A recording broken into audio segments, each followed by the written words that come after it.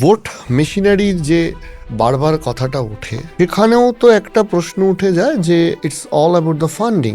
একটা দল যারা স্টেট গভর্নমেন্ট চালাচ্ছে, সম্ভবত ইলেকট্রাল বন্ডের দ্বিতীয় অর্থবান দল হিসাবে উঠে এসেছিল কংগ্রেসের ওপরে, তৃণমূল কংগ্রেস। আর একটা দল যাদের কাছে স্বাভাবিকভাবেই অসম্ভব লেভেলের একটা মানিটারি পাওয়ার। এগুলো রিকভার করা সম্ভব? হ্যাঁ, কি বলছো, অসম্ভব কিচ্ছু নেই, অবশ্যই সম্ভব। তুমি ইনসাফ যাত্রা দেখেছো? 50 দিন ধরে ইনসাফ যাত্রায় আমাদের সাধারণ মানুষ যেভাবে ভালোবেসেছেন, এই ভালোবাসা কোথায় পাবো?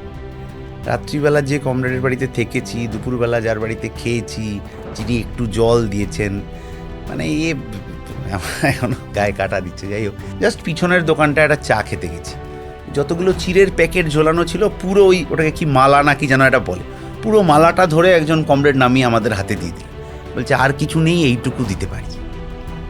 তাহলে ওইটা কোনো ইলেকটোরাল বন্ডের থেকে ওই ইমোশনাল বন্ড অনেক অনেক অনেক বেশি দাম, অনেকটা। বাংলা বাঁচাও যাত্রা তুমি দেখেছো, সাধারণ মানুষের ভালোবাসাটা এত করে কেন পেয়েছি? কারণ আমরা সাধারণ মানুষের চর্চাটা করেছি। ইলেকটোরাল বন্ডে প্রচুর টাকা পেয়েছেন, 100 দিনের কাজের টাকা কেন চুরি হলো সেটা নিয়ে কেউ কথা বলার প্রয়োজন বোধ করেননি, বিধানসভার ভেতরেও করেন। সেই প্রশ্ন তো সাধারণ মানুষ করবেন যে আপনারা প্রধান বিরোধী দল হলেন, কি এমন করলেন, কি কাজটা যে গত 5 বছরে আপনারা বিধানসভার ভেতরে রেজ করেছেন?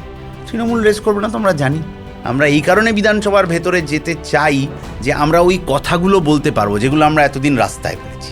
সেগুলো বিধানসভার ভেতরে বলতে পারলে তবেই আইন প্রণয়ন হবে। যেটা আমরা ইশতেহারে বলেছি যে ভাতা আপনি যা পান সেটা কোনোটা আইন করে পান না, ওইটা আসলে ইচ্ছার ওপর, মর্জির ওপর নির্ভর করে আপনি পাচ্ছেন।